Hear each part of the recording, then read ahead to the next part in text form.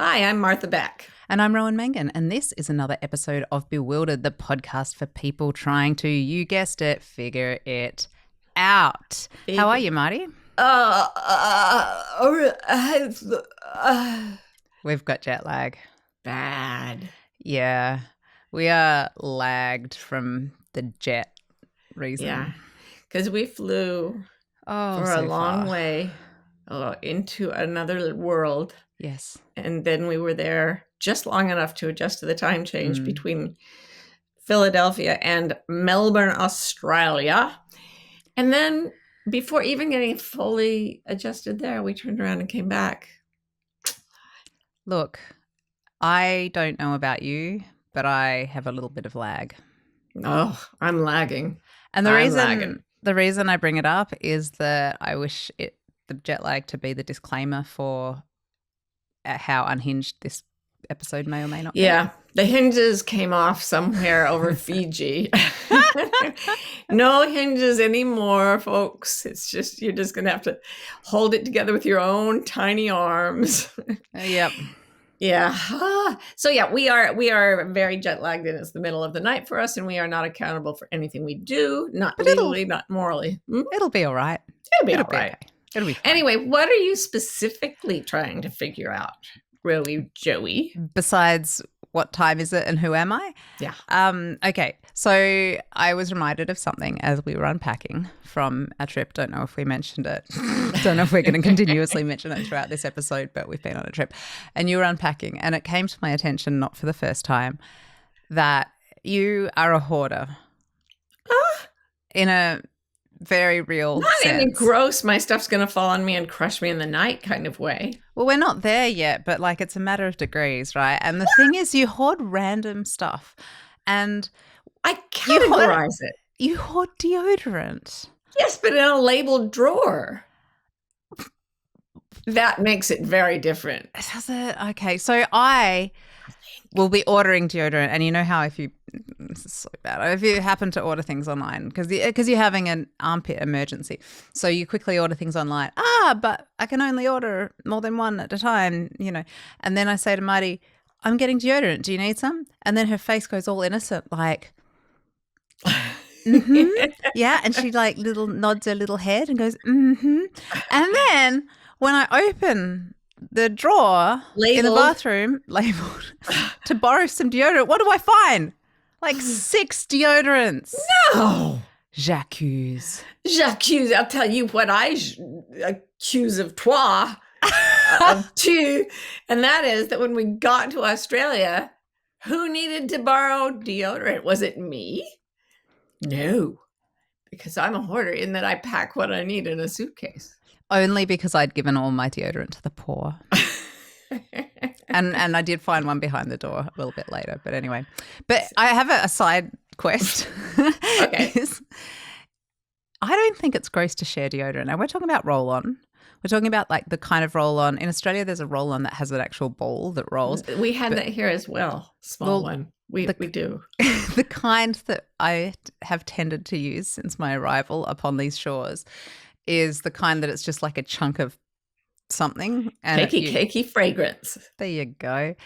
I don't think it's gross to share that, especially since you're usually putting it on when you're quite clean. It depends. Like, I would share my deodorant with you, with anyone in this house, anyone, including my hairy armpit son, because he's a very, very tidy man. But like, just as a random thing, sharing deodorant with anyone, like, there might be someone that would be like, no. I once asked if I could borrow someone's deodorant, and that person was absolutely revolted. I remember this. Yeah. I think that was the beginning of the end of our relationship. It wasn't a romantic relationship, I hasten to add. But no. Yeah. Yeah, I think that it's a borderline issue. I think you're going to get viewers, listeners coming down on both sides of this issue. I feel like I want to do some sort of poll about it because I think I'm in the right in thinking it's just a nice thing. I want to do a poll about it and then correlate it with other life variables. Like, oh my God, of course you do. You want a whole software program. Yes, I do. Like, do you want to share your deodorant? Do you think it's gross? And then on the side, just try to correlate that with how often do you get car sick or something. Yeah, you want to control for all the Yes, I want variables. I want regression equations, damn it. Marty, Yes. given all this, what are you trying to figure out? I'm like sensing my armpits to see how gross they are. You're sensing your own armpits? Yeah. Like I'm not going to feel them with my hands. So I'm not feeling my own armpits with my hands. I'm certainly not using my other senses. You're feeling them from within. I am feeling my armpits from within. Correct. And it's taking a lot of focus, and it's all I've got left. Excuse me. Okay, so you're trying to figure out. Here's what I'm trying to figure out. I am trying to figure out the flora and fauna of that wild and crazy place, Australia. Did we mention we went to Australia recently? It's really... I've been there once before, but since then I've traveled a lot in many places of the world, but I've never woken up to a place where the bird song and the insect noises are just slightly different from anything else I've ever heard. Well, it's the accent. Yeah, that's true. The birds are doing things with an Aussie accent. Yeah. So they're all going, "Mah! G'day, g'day." But your wonderful, beautiful mother who hosted us and let us stay in her own house and probably would have let us use her deodorant if you were probably rifling through her drawers looking for it anyway. It was. And then you borrowed it from me. Okay, we'll do this off screen. But she gave me a book that was about the flora and fauna of Australia, a lot of which I knew because I love animals. I know so much about flora and fauna. They're very nice people. That's what I'll say about flora and fauna. We have a little niece named Flora. We do, and a little nephew named Fauna. Yeah, as far as I know. No, his name is Mally, and he's adorable. Anyway, Paula gave us a book about animals that I'd never heard of and never seen. And it said so much about the land and life of Australia, which, as you know, drifted away from the rest of the continents a long, long time ago. So it has more difference than most continents do. Yeah. May I observe something verbally about you that I've just realized? You tend to do anthropology via like ornithology. Well, yeah. Is there any other way? Like you figure out how the animals, what they're like, and then you generalize it to what the people are like. Well, yes. I think it holds. I think every traditional culture does dances where they imitate the wildlife. There are interactions between species going on. We don't see that in our little cities cut off from everything. Anyway, let me just tell you about some of the freaky fauna. One specific freaky fauna. It is the tawny frogmouth. Yeah. And see, you knew it right away. It looks like it was made like as a duster for furniture. Its face is just feathers sticking straight out.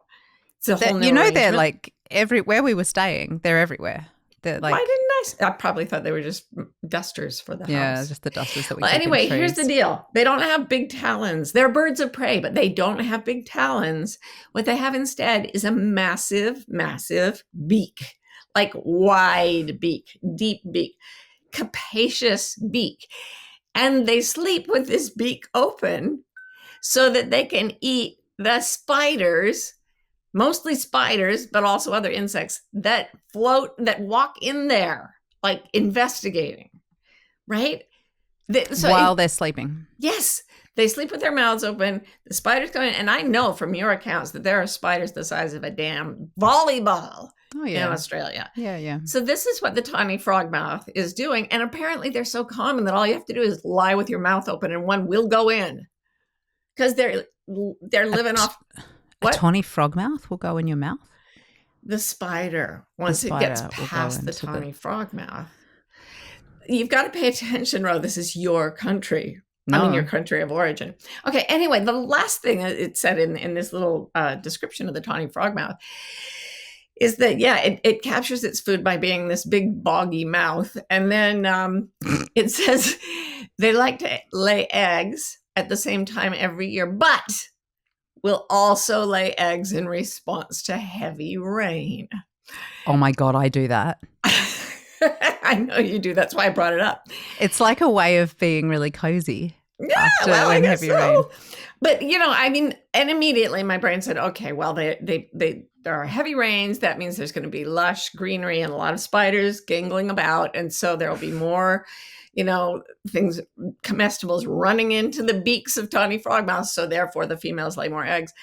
But it really sounded like they were just getting up and they're like swallowing the huge, massive spiders.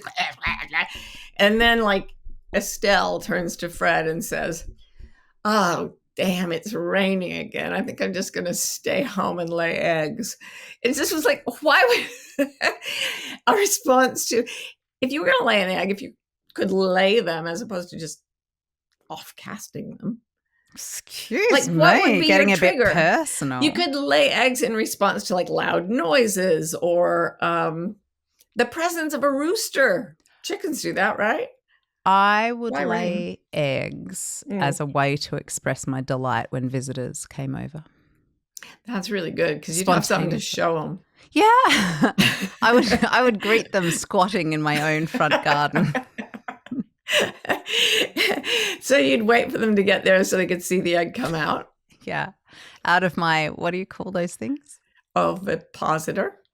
Oh, I thought it was something completely different. Well, maybe that may be insects or eels. I thought there was like an egg, something snake. That sounded like a cloaca. Oh, a cochlea. Yeah, no, cloaca. It's a cloaca. Cochlea is in your inner ear. You don't want a cloaca in there. Yeah, cloacas are these very primitive. They're just orifices. They're your multi-purpose orifice, and I think we've talked about them often, right? Thanks for tuning in to Bewildered, where people who don't know anything about animals speculate endlessly about their parts. Cloacas, they're convenient. I mean, it's like you got your vag, you got your anus, you got your mouth. They're all just one big thing. Wow. I mean, I'm not sure about the mouth part. That might be next to it. I'm very tired. There's a lot of anatomical detail coming out. have narrowly escaped being swallowed by a tawny frogmouth. Now you tell me they were everywhere. It was raining, so they were probably laying eggs, which is the only reason I didn't stumble into the open mouth of a frogmouth and have it eat me alive. I once read that the average person swallows 7 spiders in their lifetime while asleep. While asleep? Yeah. And I told someone I knew that, and this was his response. Fucking Trekkies? And I was like, what do you mean? And he's like, that just sounds like the kind of thing that people who are into Star Trek would say. And I was like, I often think about that. Do you know when they categorize the contents and ingredients of food, especially grain-based food like cornflakes or whatever, bread, they have to calculate in a certain amount of the weight that comes from crushed up insects? No. Oh, yeah. It's in there.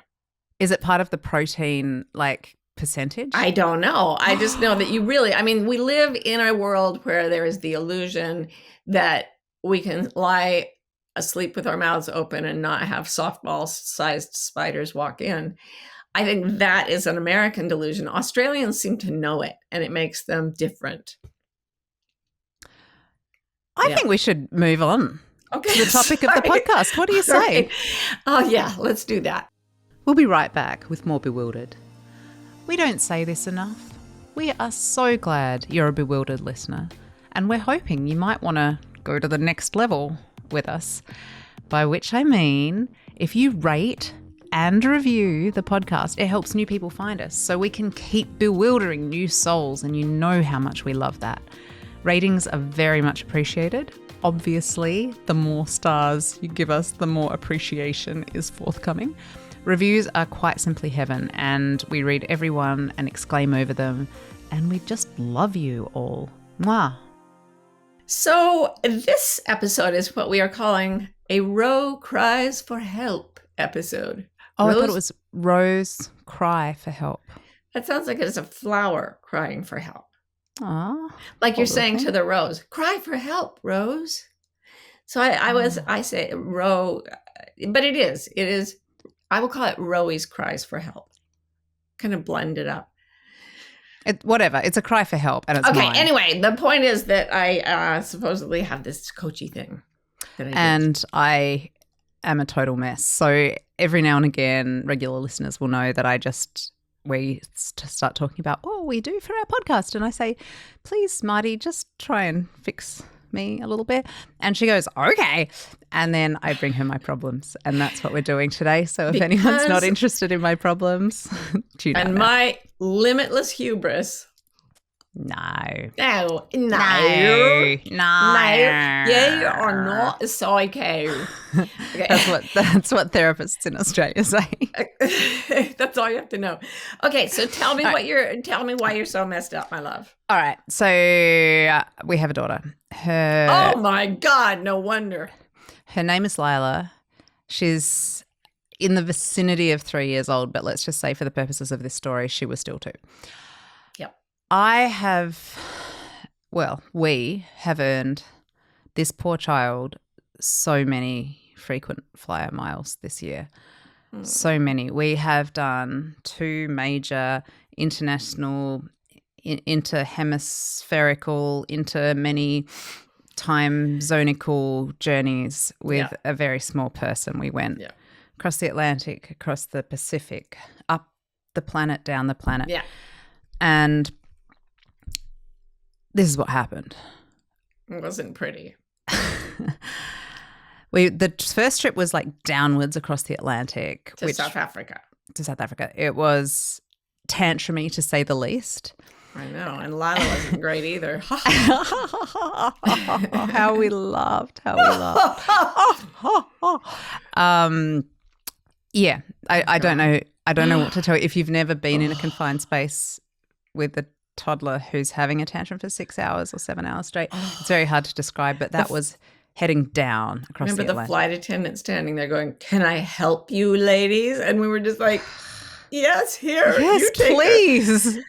Yeah, any help would be welcome. No, they had no help for us. Then we had trip part 1B, where we went back upwards across the Atlantic. And trigger warning here, if you're not really into stories about vomit, you might just want to skip ahead a minute or two. But if you are, you're going to love what's coming up, because our kid had a bunch of different viruses, a little bit of bacteria for fun, and she started vomiting at the very beginning of our trip. And then we went through an airport where we naively bought one T-shirt at every duty-free store. Yeah. And every time we thought, we'll just get one. This will be the last time we need them. Meanwhile, we had a plastic bag that was getting very heavy of T-shirts soaked with. Yeah, we flew in from being out in the bush to Johannesburg, and she threw up as we got to Johannesburg, and we thought, okay, she's motion sick, she's air sick, and then there followed the progress through the large Johannesburg airport and the multiple. I just do not know how much stuff that kid had in her body to begin with. It just kept coming. And we did. We had the bag of used shirts. We were throwing away like $1 T-shirts and then buying it and putting another one and throwing. It was horrific.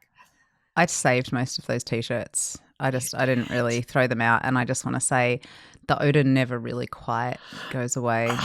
But you know what? That was okay compared to when she was throwing up on airline personnel. Well, no, wait, Oh, yeah. There was a bit before then. Oh, my God, I'd repressed this. Okay, so we're going through this airport, and there are all the little duty shops, and we're buying T-shirt after T-shirt, and she's overwarping. That's the backwards pronunciation of the town where I grew up, Provo, Utah. The opposite of Provo is Don't make that sound, though, anymore, because I'm not triggered, but that triggers me. Okay, but I'll use overwarp. And Ro had run to go get something to try to deal with the catastrophe. And so I was there with Lila, and I thought, she's not going to throw up again. She just barely threw up into our very last box of Kleenex or whatever. And then I looked down, and there she was getting it going again. And I had nothing to deal with what came out. So I just cupped my hands in front of her face, and she puked into my hands.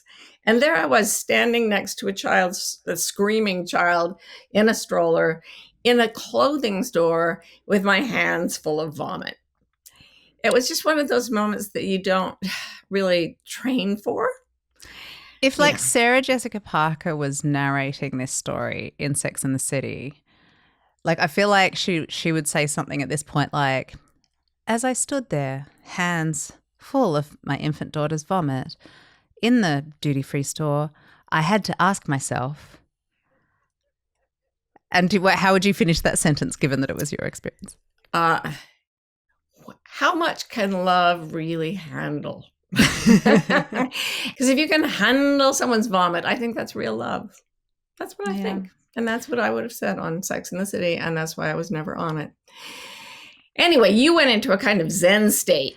I experienced a level, like a transcendent kind of experience of motherhood that it really surprised me, because I've always been worried that as a parent I would be too, actually this is what this whole episode is about, be too socially swayed and worried about what people would think and all of this sort of thing.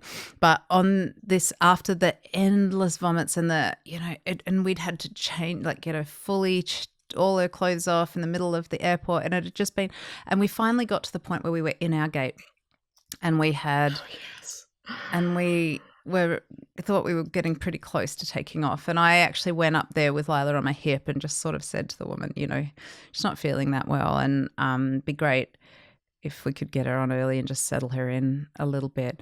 And at that point I was standing, Marty, at the, the bit, I don't know what you call it, like the desk where one would present one's boarding pass. And, she had like a bit of paper with a checklist on it, a computer. There's a little barcode reader thing coming up. Yeah. So then Lila did your hometown spelled backwards. Overp. She overped all over that table. And it was interesting because that, like, even now I say it, I think that wasn't a great moment in my life. And and yet at the time I can remember just being seized with a kind of sense of the inevitability of the moment itself. And I just looked across at the woman who the flight attendant or airline employee who was standing there and who was looking at me like, could you please make that happen? And I was just like, no, this thing is happening to us both now. It just is. We just have to deal with it. This is part of our life story now. And it was beautiful.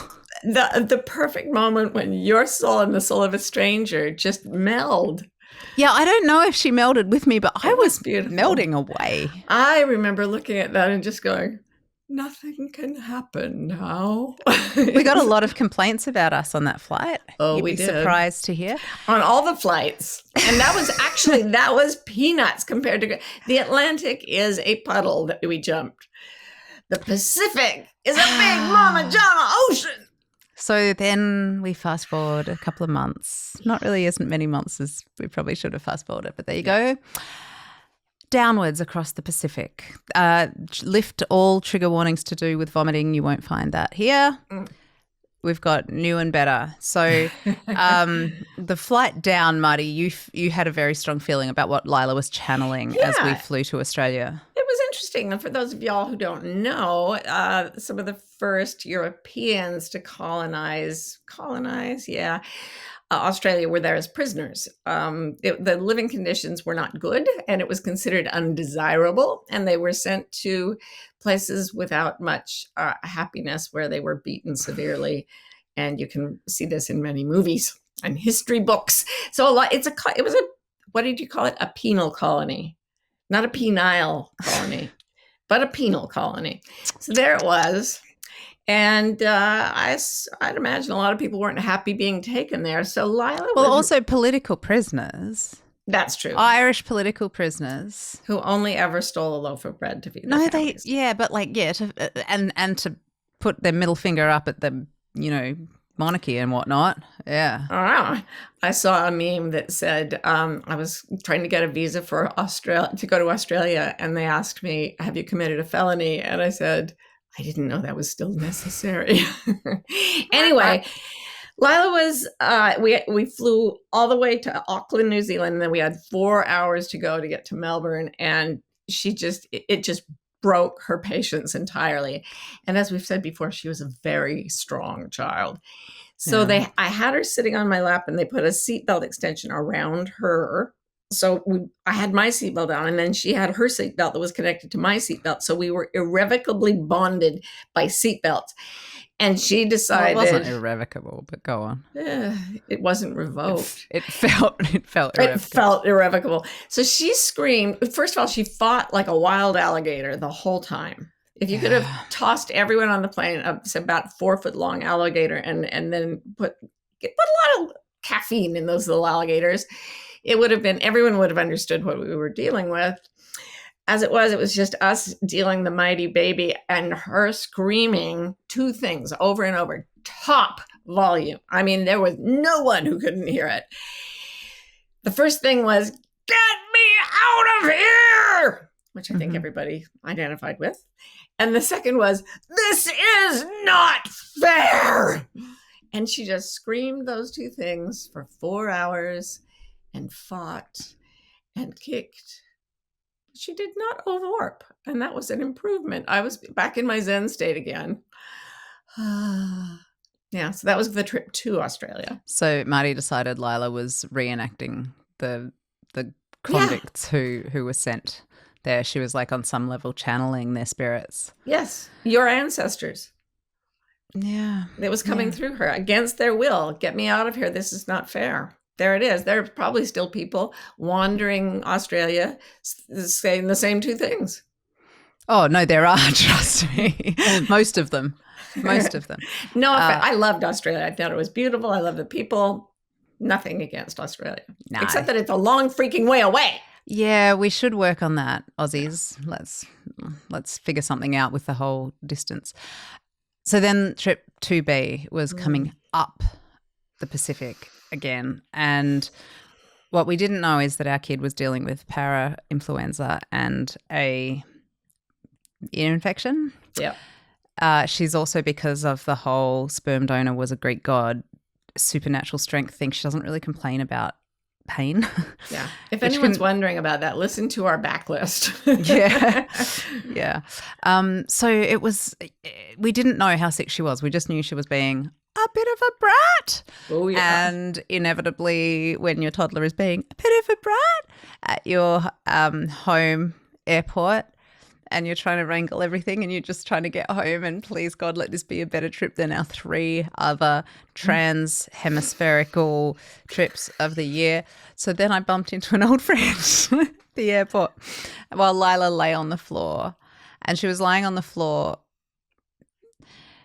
She was staging a protest. Yes, I wouldn't say a non-violent protest about the fact that Marty and I had tried to sit in some seats, and that wasn't okay. No. Yeah. Anyway, so that was embarrassing because my friend had 2 beautiful children who were extremely well behaved, and that's just for me to work through in my own time. And look, we got home.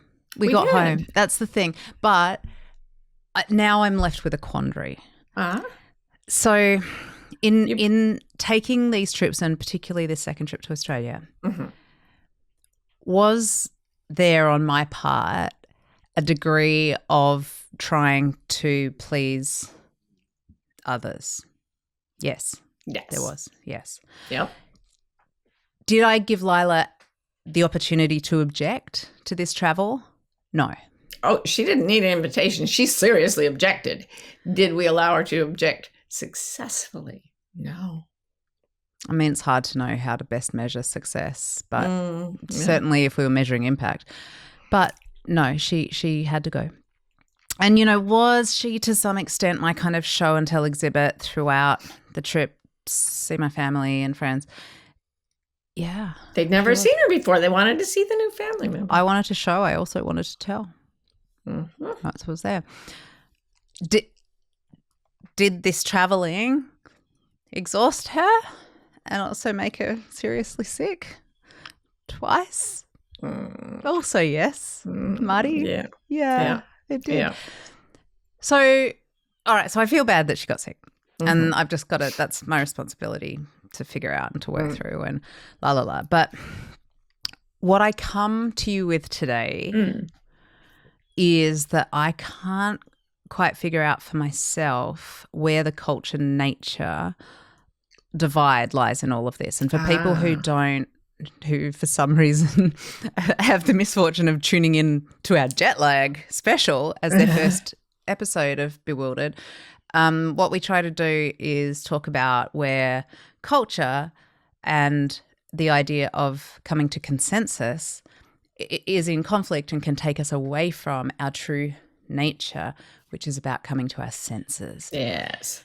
And so I am trying to figure out to what extent was I contravening my nature in doing this? Because it's actually quite a hard needle to thread in a way. Yeah. So it's like, should I have stayed home while my kid was little? Was I wrong to want my family to meet her? Was I imposing my love for travel onto this small, not defenseless by any means, but small person? And, you know, did I do this whole endeavor for the sake of culture at the expense of my kids' health and well-being? Welcome to the quandary of parenthood every time something goes wrong for your kid, because there's always that question. There is always a choice you could have made that might have spared them some suffering. And not everybody does international travel, obviously, but everyone is confronted by conditions where they have to do difficult things. And very often there's no way to do it without dragging the kids along, either emotionally or physically, right? Right. Or both. And then life is a tough road to hoe. People get bumps and bruises of all sorts. And when it's our children, I think we are taught that we're supposed to spare them everything. And so we get into this knot of guilt about everything bad that ever happened to our children because we hold ourselves culpable for any damage done to them. So how do we kind of think about the heart arithmetic of, like, let's challenge them, and let's also expose them to potential suffering? What does the culture say about it, would you say? So I think our culture right now, it basically is kids should always come first. And that was not always true. There's a really interesting book called Pricing the Priceless Child that talks about how as children stopped being seen as economic benefits on farms and factories, they weren't considered very valuable. But people started for the first time to say childhood itself is just valuable as a separate thing, about not, a thing where no hard things should happen to anyone. Before that, as soon as a kid was 4 or 5 years old, they were out doing work, right? And our culture has built up the sort of innocence of childhood ideal. And I love this, but it's built it up to the point where if you can't create that for your child, you're not a good parent. And mothers in particular, parents in general, but mothers in particular, should give anything up for their children's benefit, should do anything, even if it harms them, in order to spare any stress to their children. And it's a very, very, it's a very strong cultural judgment against women who are seen as putting themselves ahead of their children in any way, or causing situations where children can potentially get sick or whatever. I think that's true of, like, sort of mainstream American culture down the line. I think I think it varies. Like, I think there are places where that's not as intensely kind of mandated in the culture, but I think that's what you've just said is the messaging that I'm receiving, and probably most people in my position are. It's what I sort of see online and everything. And I mean, it just, like the other day I was sitting and talking to Karen about Pompeii, where the volcano killed a bunch of people many years ago. And it flash fried them, basically. They were killed instantly in place. And I read this article about an archaeologist who found the skeleton of a 7-year-old girl wrapped around the skeleton of a baby.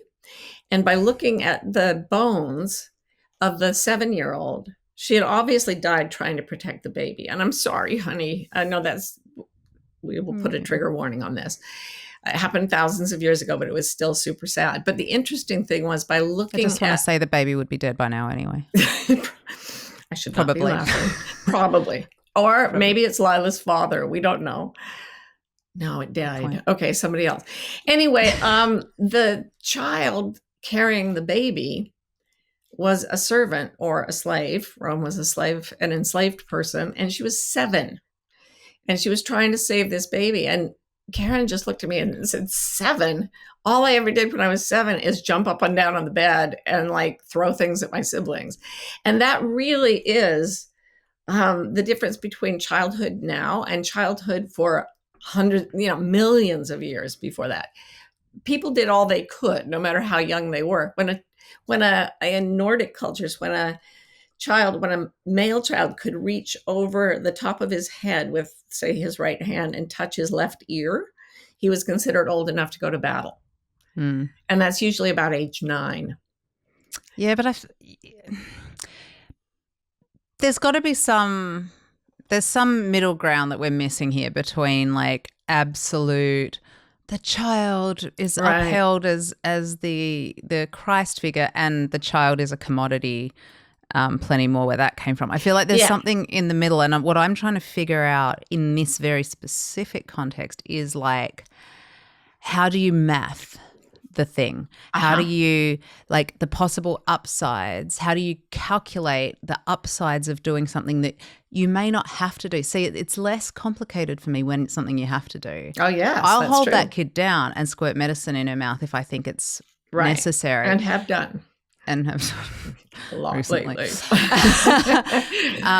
But gently, no, I'm not, No, it's nothing not brutal outlandish. Or anything. She likes it. She goes, oh, banana. Yeah. So when it's something that you don't have to do, what about when it's something that you want to do and that you can see potential upsides for your kid and you can see potential downsides for your kid? Challenge, enrichment, reward, right? Broadening horizons. So you're making a really good point, and it is less. So. There are the two absolutes that basically that children are inviolable and they must be, handled with kid gloves or just throw them out as firewood. There is a middle area, and it has to do with the fact that life contains difficulty all the time. This was the Buddha story of this prince who was born and his father said he will never see anything that upsets him. So he threw out, everybody around him was beautiful and happy and healthy. And then he became obsessed with wanting to know what the real world was like. So he sneaked out and saw sick people, dying people. He saw accidents. He saw horrible things, dead bodies. And then he spent the rest of his life trying to make sense of that. But the point is that when he was kept in the golden cage, something in him wanted to go out and experience the difficulties of life because for some reason that feels more meaningful to us. So our culture doesn't say every experience your child will have has the potential to harm them and has the potential to make them grow. And if it harms them, the potential for growth may be greater than if it does not. You don't know. And this is the focus, okay? So the whole idea of mommyhood that I see like on the internet in the places that I look at it is very much about be selfless. Think of the child first. But nature says if you want to figure out how to survive and how to make the right choices, you have to get away from thinking about other people's lives and focus on your own because you have no access to the subjective experience of another person. You have no access to your child's destiny. Whatever it is that they need and that they experience, they're going to experience that, even if you're a king who keeps them in a golden cage, right? Yeah. The big lie is that parents can control their circumstances, can control the way the child experiences it, can control the child itself. So it's like I could refuse to let her go on a long flight and she'd still learn the lesson that she's meant to learn some other way. Yeah. Or she'll still suffer. She could have gone, I mean, she did eat some dirt in Africa and come down with a gastric bug, but she also ate some dirt in New York City and came down with COVID and brought, was that your fault? Yep. Well, see what the idea is, you should have kept her in some sort of hyperbaric chamber. I know. Yeah. And then she would have grown up without any real experience of the world, like the Buddha did, and feel like something was deeply missing from her life. Mm-hmm. So it depends on sort of the way you view the cosmology of our lives. I really think when I work with people as a coach, my presupposition is that their instructions for what they should do and what they will best experience as a full life is coded into their subjective experience. I don't have access to it. All I can do is encourage them to get access to it. And culture tries to take away that agency and say, no, we'll tell you what your destiny is. We'll tell you what you're supposed to achieve, what you're supposed to earn, what's impressive, what is love. We'll tell you all that. But if you take it from the outside, it ends up going wrong every time. And if you stop, and every single person goes, and the Buddha did it too, you go off into the forest eventually. You go into the place where you see suffering, and then you go, whether metaphorically or physically, into the place of quiet introspection where you learn what your suffering is about.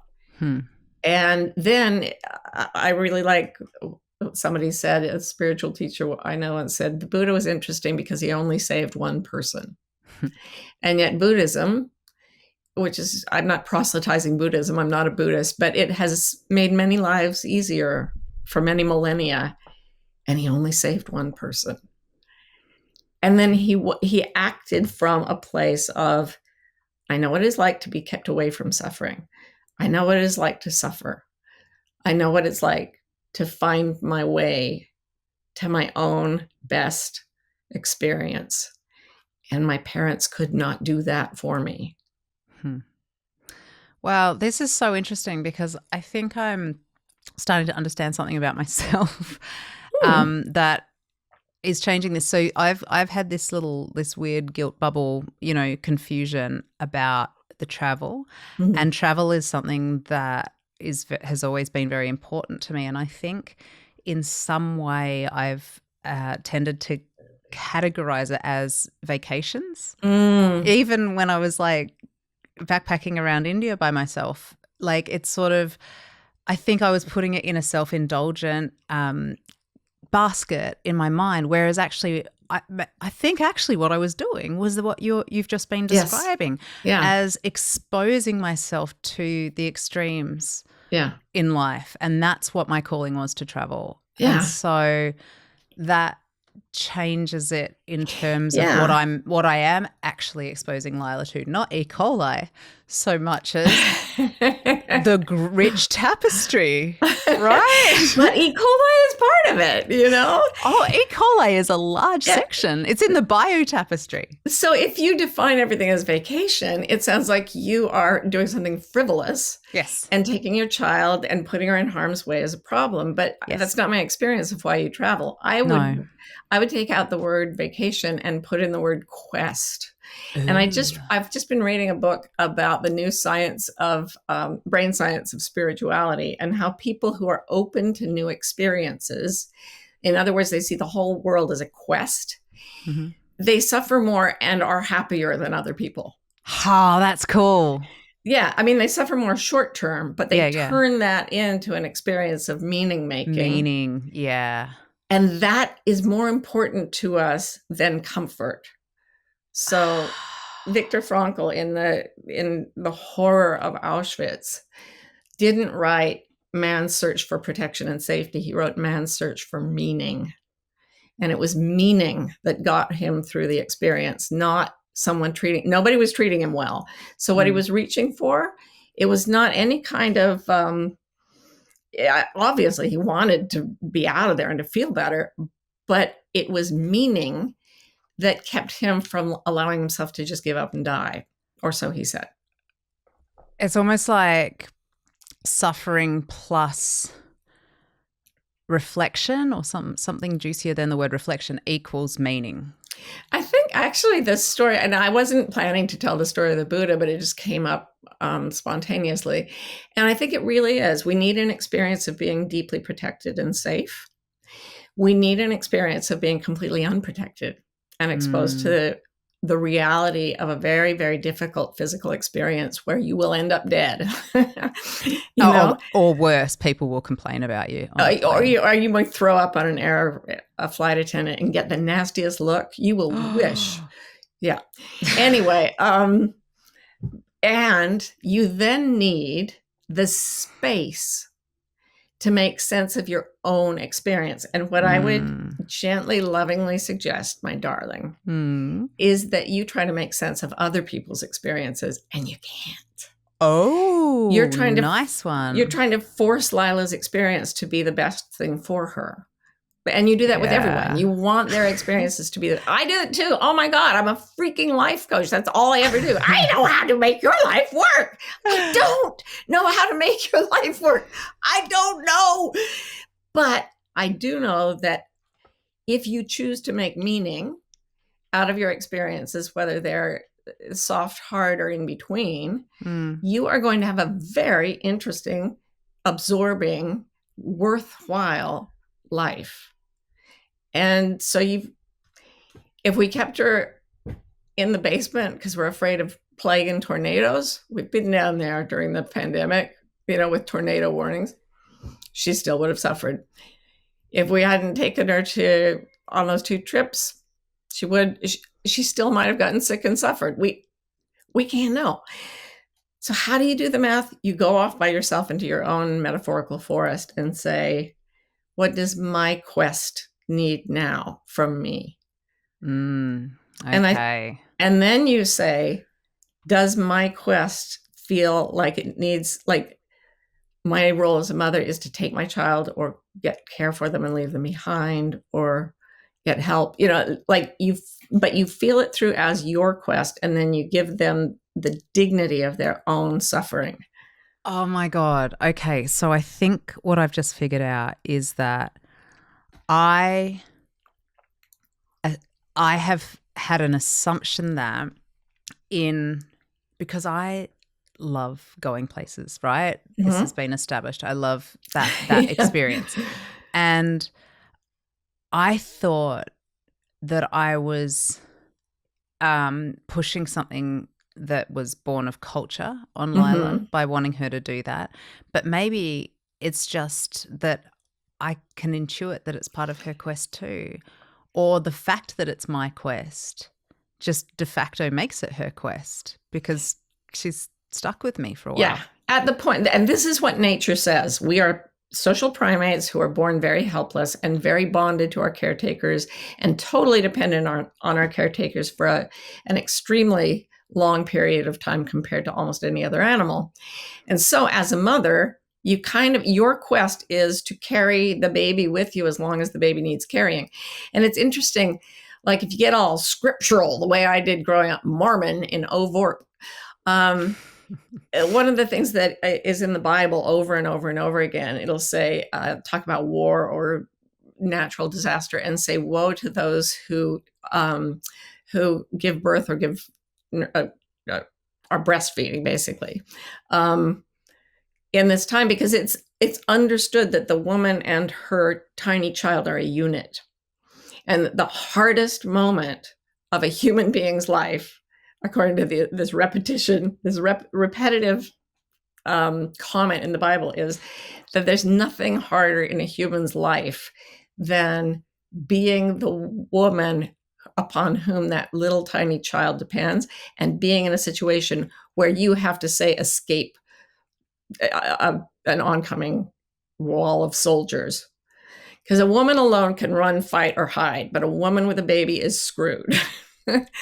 Right? But you don't leave the baby. Like the choices are harder there than any other time. And the baby is going to do the things that make your world less convenient and more frightening. It's going to be harder during that phase than in any other phase of your life, I promise you. And mother love is sitting down and going, how do I keep my own oxygen flowing so that I can put the oxygen mask over my child's face? And it's not just how do I stay safe. It's how do I feed my soul? Right. So what I'm trying to figure out, I guess, is what's oxygen in this equation? Like what's me indulging myself and what's actual oxygen for my soul? Like what if Club Med is my oxygen?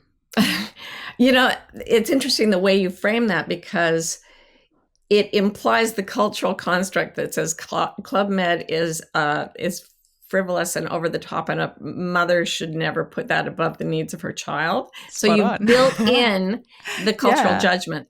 But the fact is that for some, Club Med is not in my oxygen, but for some people it might be. Drawing and reading books are part of my oxygen. Somebody else might not have that at all, right? Yeah. So it has to be subjective. And if you're true to yourself and you have integrity, you will know what your oxygen is, and you will know that you have to give yourself enough of that to keep yourself healthy and happy in order to raise happy children. Yeah. Yeah. Oh, that makes so much sense. But I do have to just tell you that I think Club Med is my oxygen. Oh. Yeah. Yeah.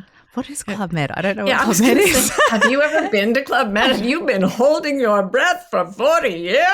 No, I don't know what it is. I don't know why I'm fixated on it. It's a chain of vacation spas all over the world. Yeah, like a resort kind of thing. Yeah, it's kind of halfway between like Disneyland and I don't know. I've never been. It's not my oxygen. So I guess my point is, well, the point that I was making was I don't know what my oxygen is, but that's bullshit, right? Like, of course I know what my oxygen is. What is it? Yeah. Travel. Yeah. Exposing myself to new places, to new sites, to adventure. Yeah. Yeah. Yeah, and it really is part of your quest. And if you go without I watched this video on big wave surfing on the plane, and this guy surfed till he was 35, gave it up, said I've had a great life, and after 2 years was really successful and completely miserable. He had to surf. It was his oxygen, Yeah. I've never surfed, but I have no judgment of him because dying because you don't have your oxygen is not a moral judgment or a cultural consequence. It's just physics. Yeah, it's the physics of psychology. So what I would like to say in closing is that everybody has someone who depends on them in some way. If you have small children, you are maxing out the care of dependents, but you may be taking care of older parents or loved ones, friends, siblings, whatever. Everybody is depending on somebody. So when it comes time to make decisions and you're worried about your dependents, go to the forest for yourself. Go to a place that's away from people. We always say this, but metaphorically or physically, get away from people. Find that sense of truth and sense what is your oxygen? What do you need to be happy? And your body will tell you. It will respond with joy and alertness to a choice that's right for your quest. And by shutting down if you don't make the choices that are right for your quest. And then start a bank account, put some money in it to pay for the therapy of your dependents later. You can apologize to them. And, working that out together may be part of your mutual quest as you go through a life where every single person suffers. And all of us can make that mean something good. Thank you so much for fixing me once again, Marty Beck. I know exactly what you need, and I'm going to make your life good. So while we're at it, why don't we just stay wild? We hope you're enjoying Bewildered. If you're in the USA and want to be notified when a new episode comes out, text the word WILD to 570-873-0144. We're also on Instagram. Our handle is Bewildered Podcast. You can follow us to get updates, hear funny snippets and outtakes, and chat with other fans of the show. Bewildered is produced by Scott Forster with support from the brilliant team at MBI. And remember, if you're having fun, please rate and review and stay wild.